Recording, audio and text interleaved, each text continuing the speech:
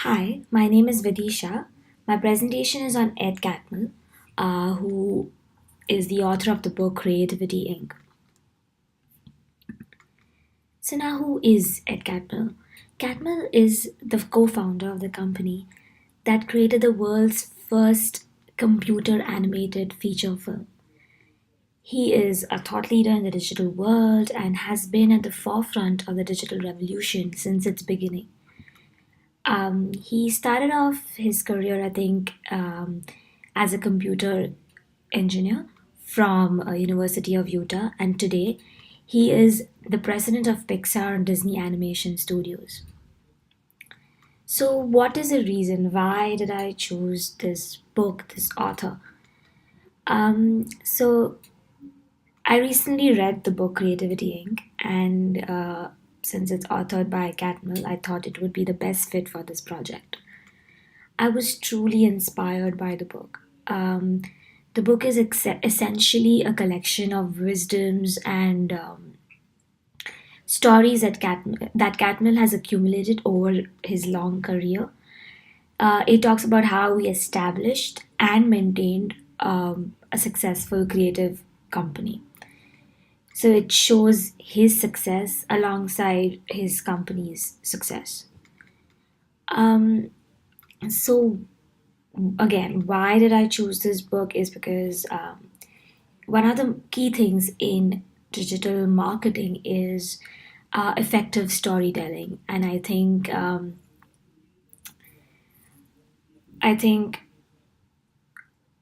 Catmull is one of the best and most effective storytellers in the world. One of his famous quotes is "Story is king." That's the mission or the vision that the company follows. So I think the book has some great ideas that could be useful to anybody working in the creative environment. Hence, I chose this as my project. Now, let me give you a quick glimpse into some of these ideas. So, the first one is achieving your goal. One of the first things that Catmull addresses in his book was what happened after Pixar completed its first feature film, The Toy Story. Now, Pixar did something that no one had ever done before, created the first animated feature film completely with computer graphics. Now, it was also one of Catmull's childhood dreams to do that. So, once the movie, uh, was done, it released and it did phenomenally well. But so then you would think that Catmull would be happy about it, but that wasn't the case. He was not happy. In fact, he was very lost and he felt very hollow. He felt like there was no purpose left in life, like not life, but he felt like there was no purpose now to, even stay at Pixar. He didn't have a goal now. Um, so now this may seem strange to many, but in reality, I think that's what happens to people.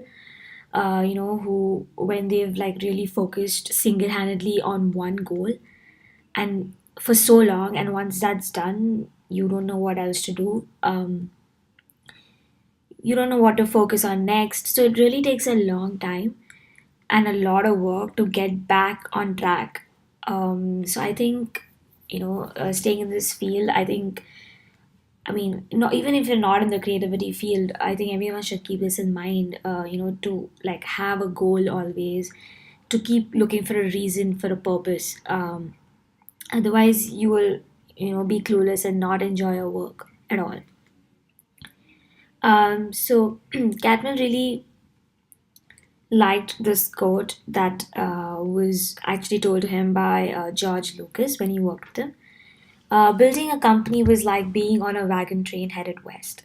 On the long journey to the land of plenty, the pioneers would be full of purpose and united by the goal of reaching their destination. Once they arrived, people would come and go, and that was as it should be. But the process of moving towards something, of having not yet arrived, was what he idealized. So when you're reaching your goal, it's the process that you like. because once you reach your goal, you don't know what to do next. So it's the process that you will really cherish. The second key takeaway for me was how he talks about people being more important than ideas and processes. So, many people think that success in business in or any successful creative output, it all depends on some groundbreaking idea. But according to Catmull, no idea exists independently in a vacuum. So it all really depends. It comes down to hiring the right people. So a successful business is not the result of a single idea. It depends on how it depends on people's cooperative efforts. So many people adding on to an idea is what makes it great eventually. So at Pixar, they followed these two principles: trust the process and story is king. So these were mantras of sorts that they kept chanting at every meeting. They thought this is what is getting them going. Um, but eventually, with when Toy Story 2 came into picture, and I think this is a great example that Catmull has given in the book. So when Toy Story 2 came into the picture, he thinks that if he had not trusted his employees, if he had just trusted the process, then the movie wouldn't have been what it is today. It would have been a great flop. It didn't have a story back then. It would have been just a flop movie, just another any other movie. It wouldn't have done so well if the people didn't come together and work on it, and they wouldn't have even met the deadline. So um, according to him, smart people are more important than good ideas. Now, talking about ideas, so in a part of the book, Catmull thinks about how many of the films that they made, the ideas at the beginning were just terrible. So I think I can definitely relate to this because my own creative projects or any project that I've undertaken, in fact, even this video, at the beginning it was terrible. Ideas were terrible. So basically, you need to rework it. You need to do research. You need to rework, and a lot of time and energy goes into this. And then, even after doing all of that, if it's bad, then you just need to let it go. So it's basically important that you don't get so attached to your idea that when it's time to let it go, like you do that and you just don't keep going back and forth on the same idea again and again. And if you're so attached to your idea, and if someone shoots it down, then you will take it personally, you get offended. But here we need to take a step back and think, okay, that person is not really demeaning me, he's just truly assessing the idea that was given to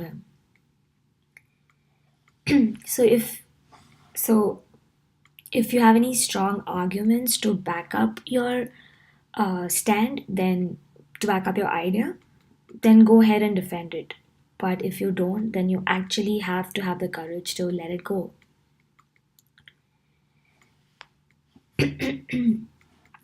Um, and as he rightly says, no idea exists independently in a vacuum, and many people add on to an idea to make it a success. So if you think of examples that he's given in the book, like say, an iPhone or even a great restaurant, it was just not just one idea. A lot of people got together in a team, and that's how the final product came. It was just not that he gave the idea and it was over. A lot of work goes into it, a lot of modifications, and that's how the final product comes out. And he rightly says that if you give a good idea to a mediocre team, they will screw it up. But if you give a mediocre idea to a great team, they will make it work for sure. Another point that I would like to highlight is how we should not be afraid of failure.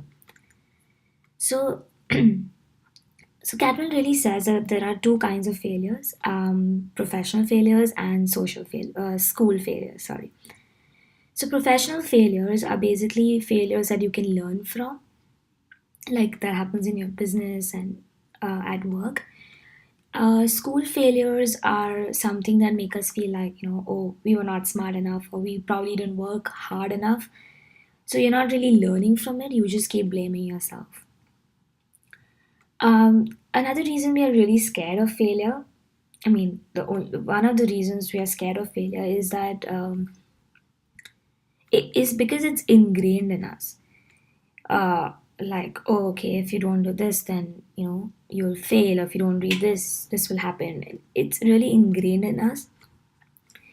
uh, we actually fear failure because we don't really know what the outcome would be, what we will end up learning from it until after it happens. So instead of being scared of it, it should actually, like, the cost of failure should actually be considered an investment into the future. So I think Catmill and John rightly say that the earlier you fail, the better to be. So if you fail early and fail fast, then you learn your lessons early on in life, and you can start implementing them. So the earlier it is, the better it is. And I think when we create an environment which is not driven by fear of failure, we tend to develop the people around us and help them grow as well.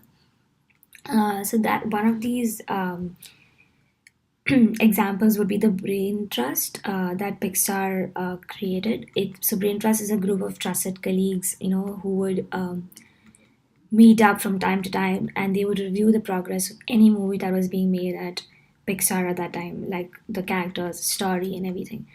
So these were trusted people, and so the main point in these meetings was that everyone is allowed to bring forth their ideas. They were allowed to say what they want, be honest with each other. And I think that's what made Pixar so successful today, because when there is no fear of failure, when you think that you can say what you want to, you can put your idea across, it's going to work out. Someone else will learn from that idea, and it will go on, and it will be successful in the end. As he rightly says, the job of the brain trust is to push towards excellence and root out mediocrity.